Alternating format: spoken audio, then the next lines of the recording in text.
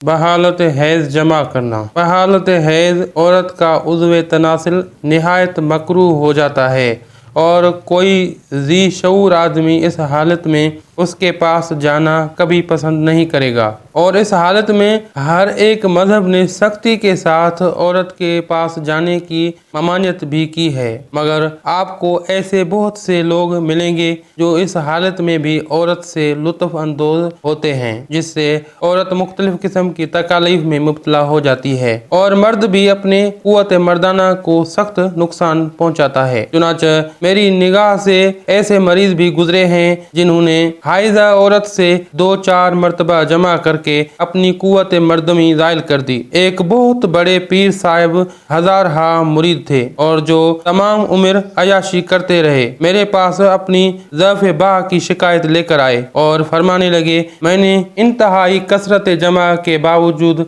कभी कोई ज़अफ़ बाह या थकावट महसूस नहीं की और अपनी कुव्वत बाह में कोई कमी नहीं पाई। लेकिन एक मरतबा ऐसा इत्तफाक हुआ कि मुझे एक नौजवान खूबसूरत मुरीदनी के साथ मोहब्बत हो गई। वो इत्तफाक से बहुत अरसा तक मेरे पास नहीं आई, चुनांचे मैं उसकी मफारिकत से सख्त बेचैन था। चुनांचे काफी इंतजार और कोशिश के बाद एक दिन वो आई, मगर वो उस जमाने में हैज से थी और चूंकि दोबारा उसके आने की कोई उम्मीद न थी, इसलिए मैंने उससे एक ही रात में 2 मरतबा जमा किया। जब से मैं अपने को नामर्द पाता हूँ और कतई जमा नहीं कर सकता। मैंने पीर साहब से कहा कि तुमने डबल जुर्म किया है। अव्वल तो तुमने गैर औरत से जिना किया, दूसरी बहालत हैज किया, इसलिए तुमको कमा हक़हू सजा मिल रही है। बहालत हैज औरत के इंदाम नहानी में बे इंतहा गर्मी होती है